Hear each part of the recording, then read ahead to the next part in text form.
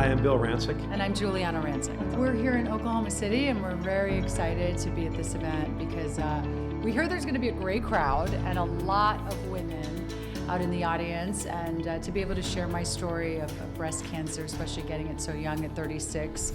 I'm sure there's going to be a lot of women in the audience that probably think they're as invincible as I thought I was. So I'm really excited to meet a lot of those women and share my story and hopefully inspire them. We're going to have a surrogate. Let's find a surrogate. Let's get the embryo implanted. And right before we had this situation arise, we were offered to host New Year's Eve in Times Square, right?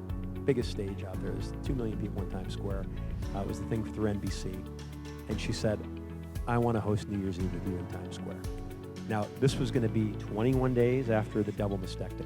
I want to set my sights on New Year's because I want to bring in a great year, you know, and this is going to be my year. Bill used to always say that. Remember, you were like, it's the year of the Rancics. It's the year of the Rancics.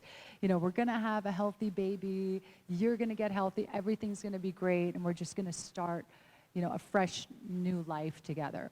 And the surgery was pretty hardcore, I'm not going to lie. But having that goal set certainly helped me recover a lot quicker than I think I would have had I not had that goal set. And so, you know, the surrogate, Delphine, she was implanted, and we were waiting to hear, and we were actually coincidentally going to find out on New Year's Eve if Delphine, if we were indeed pregnant. And we're starting this interview. We're about 5 minutes into the interview with the People magazine girl. And I look down and I see the 303 area code, which is Colorado.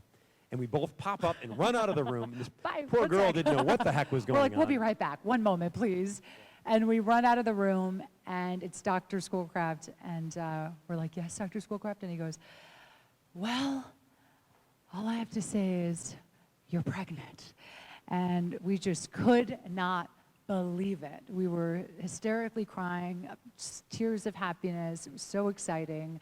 And then to say that, you know, the recovery sped up even faster, knowing that we had a baby on the way was pretty, is an understatement. It was pretty incredible. I'll never forget when we rang in New Year's on that stage and the clock struck midnight.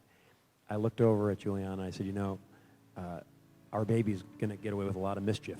We knew it was a boy at the time because of the process, but I said, our son's going to get away with a lot of mischief. And she says, why is that? And I said, anytime he gets into trouble, he's going to say, Mommy, I saved your life. Right. Because he did. Because he did. And that's what's so incredible about our journey.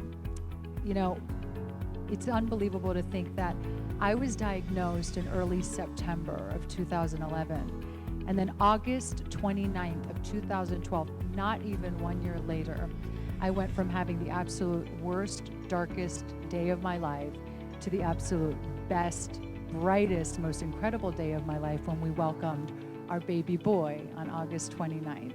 And it was just a miracle. It was so incredible.